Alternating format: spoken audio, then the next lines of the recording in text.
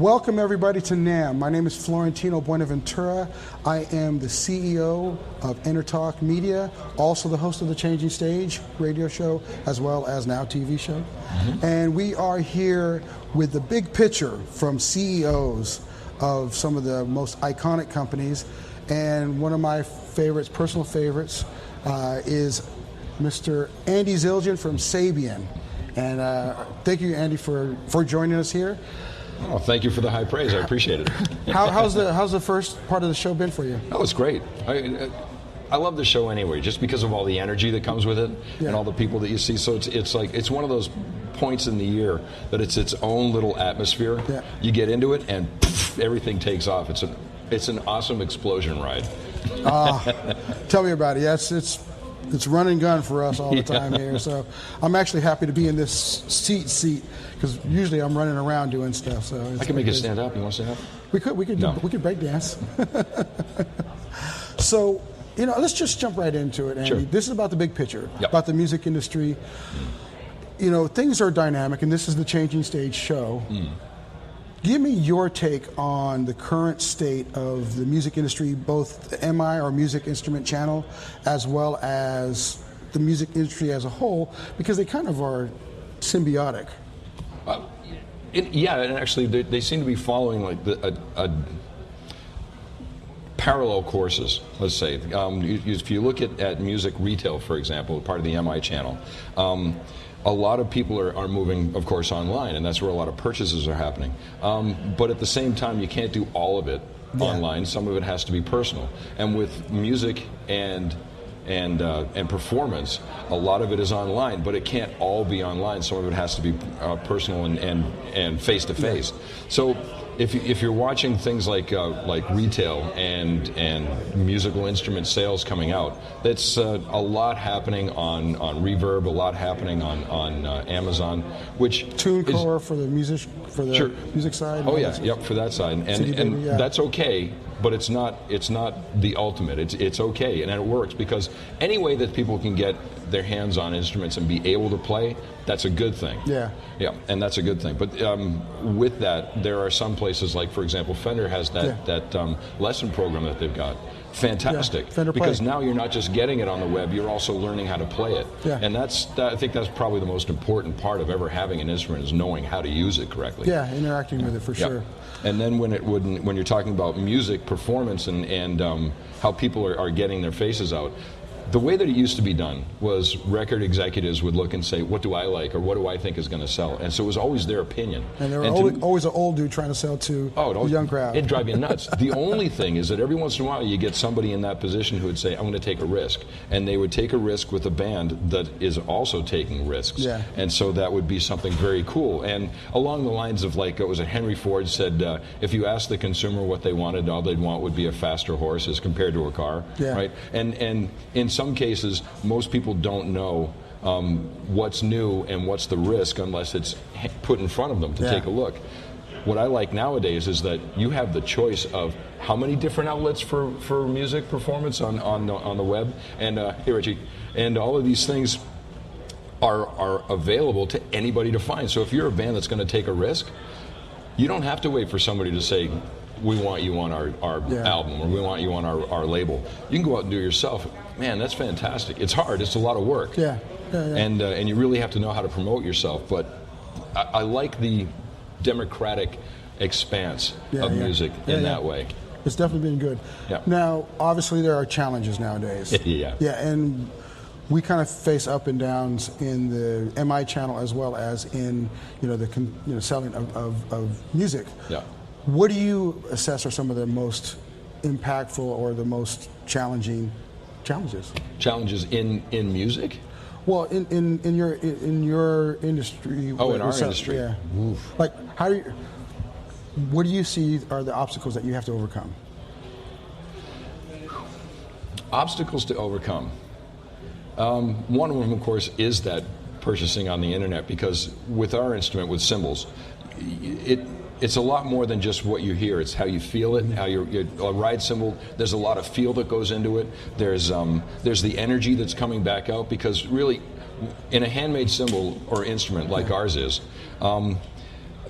there is an energy, there's a personality, there's a soul that comes out of that instrument that online you're never going to get it. But if you're looking for just a specific sound and it don't really matter about the personality of it, it's fine to buy it online. But if you're looking for something like a ride, really is a tough one to buy online, because that is so much of your personality on your kit. And that one, it's a challenge being able to find a way to project that energy, that soul, over digital. So what are some of the things that you're doing right now to get over that hump and those challenges? Oh, we're still working a lot with retailers, so that's good. That's why we're here, right? Absolutely. That makes a huge difference. And also there are some stores that have already been, and others that are starting to, film the actual cymbal and have somebody playing it in a way that you can at least understand a little bit of what that soul is, or what the energy is that's coming out of it. You might not be able to feel it, you might not be able to see, have your stick right on it, but if you can hear it and understand a little bit more, that will help. So it's not a perfect situation, but at the same time, it's a better answer than has been happening in the past, and it's starting to expand to more and more stores that people are doing it that way. Awesome. Yeah. So from the player side, what do you think the players need to do to help be more engaged with the manufacturer? I know that's a kind of a loaded question, but we find that right now, I don't know where spending's at within the market, but I think that. Well, if you're talking about in 2 points, there's one with putting together instruments and being able to express themselves the way they want to. That's an ongoing interaction between us and all artists, and especially those who have a specific sound or a specific point of view that they want answered. That's their voice they want. Great. Because we hand make all of our cymbals, it's easy for us to do that kind of thing. I had a guy the other day call me up and say, I've been trying to get a cymbal out of a specific company and I just can't get it. And he said, how long do you think it would take for you to do this? And I said, wow, what you're talking about might take a while. It could be like 3 days. And he started to laugh because he's been trying to do this for 3 years. And I said, right. And I said, what's so funny? He goes, well, I've been trying to do this for 3 years. I said, well, did they make it by hand? No. Okay. Did they have the family secret on the thing? Yes.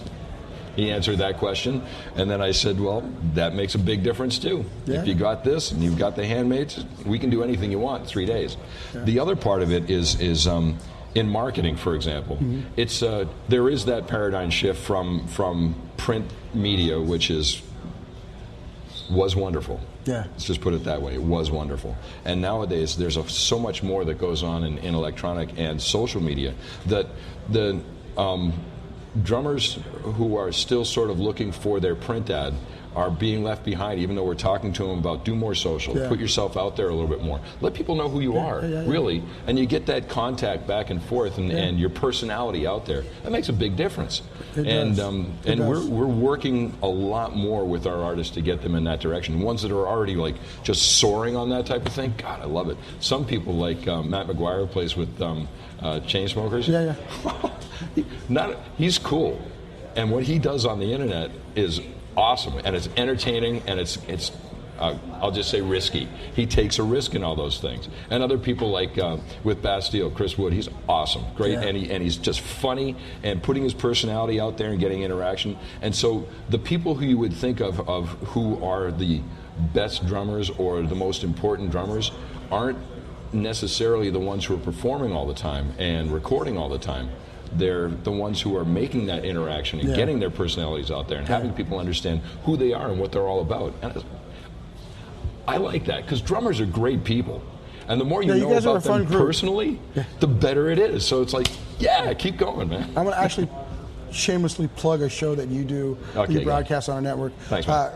Andy does a show called Drummers High where he engages drummers about the drummer's lifestyle. So you're not going to get much when it comes down to technique or seeing any kind of performances, but you will find out more about this crazy group of drummers. Hey, drummers we're our own breed. You guys are absolutely. You the only group I know that will get together in a circle and make a lot of noise. You'll never get a guitar player to do that. I don't think so. I've never seen guitar players give each other a hug when they meet each other. That may happen. I've never seen it. That's true. That's true. So we are here at NAMM, and you are here demonstrating and showing people all the new gear. Yep. What do you guys have coming out now? Well, because we've decided that with being able to speak with players directly and not having to wait for a trade show, we have already introduced what would have been typically introduced at this show back in October. It's the new HHX Complex, and it's an incredible symbol. It's fantastic. It's one of those things where, years and years ago, we had one that was called the Sound Control, which was a beautiful symbol, had a little tip on the edge so that the energy traveling around the symbol wasn't reactivating the energy traveling in and out of the symbol. It was much more refined. And Mark found a way of taking that tip down and making a normal arc on a cymbal and still having that same ability to have a clean attack and a nice, easy decay. And it's just absolutely gorgeous cymbals. When the first time I heard it, I stood up and I was walking over to him saying, "What the is that?" and Mark was just about to take a step back, like, "Whoa, wait a minute, here." that one already came out, but we're extending onto that line. We're extending onto a few other lines that just for things that we wanted to bring out that were a little bit different, that this is a good venue for it, because that one was so different. The HHX Complex was so different that it was easy to put on the web and have people understand what it was. And the extensions are a little bit more esoteric, so it's a little more that you'd have to hear it to know what we're talking about. And the other thing we came out with is graphic symbols. Have you been over to the booth? Well, I stopped by for a second to say hi to you, but I haven't.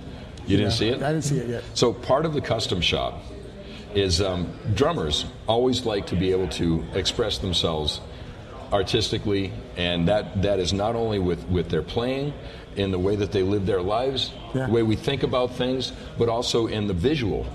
And up until this point, you've had drums that have had different types of wraps, exactly, wraps, logos on the heads, all types of different things, and the cymbals have been pretty much static. Bronze, which is fine, and some people have tried to color the cymbals, and when you hit them they go they're dull, they don't work. Other people have tried to put on like platinum coatings and stuff, it just doesn't sound right. This is so thin, and actually Mark does something else to it to help it along. It kills me.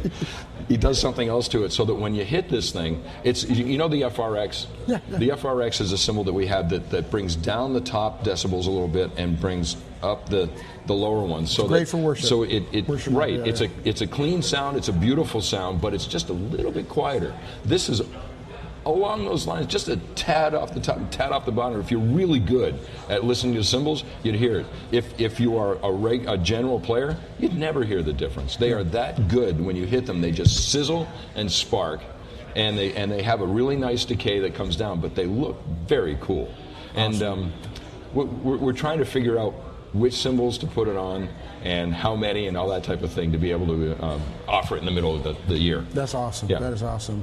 Very innovative, brother. Yeah, well, I mean, hey, everybody wants to look good too. Yeah, they do. They do. One word for SABIAN to me: passion. Thank you. You guys are super passionate about what you do. I want to thank you for joining us for this quick big picture. I know that we got more. We know how to get a hold of you. We're gonna break this up even bigger after the show. We're just trying to make it to the next one. We've got Don Lombardi coming up next. Hey, Don, how's it going? I think you would know a little bit about the drum world over here. Yeah, kind of. So this has been the Changing Stage Show on EnterTalk Media. Andy Zildjian with SABIAN, and I love you, brother. Thanks, dude. Big thanks. Stay tuned for the next one.